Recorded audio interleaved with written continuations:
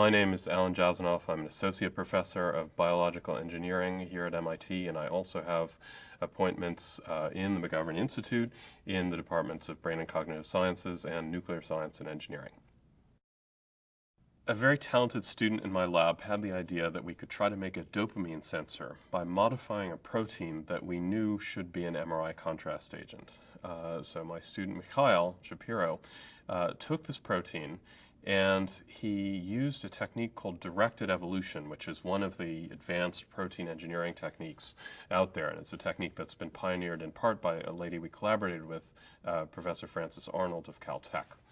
So what Mikhail did was he applied this directed evolution on a heme protein, a protein like hemoglobin that contains iron, looks red, and blissfully for us is an MRI contrast agent. He evolved it to bind dopamine, and he found that by basically mimicking nature's process of natural selection and generation of mutations or generation of diversity, we could actually find variants of the protein that bound dopamine at concentrations that could be produced in a working brain. What does that do for us?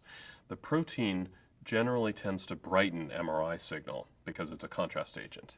But when dopamine sticks to it, it doesn't brighten the signal as much. In fact, if there's enough dopamine, it doesn't brighten the signal at all. What that means is that if we take this protein and we stick it into the brain, and then dopamine is modulated, by us, at least so far, we could actually see signal changes due to that modulation. So dopamine is involved in the brain's experience of reward, and it's also involved in restructuring synaptic connections, the little detailed subcellular connections between neurons that underlie neural circuits.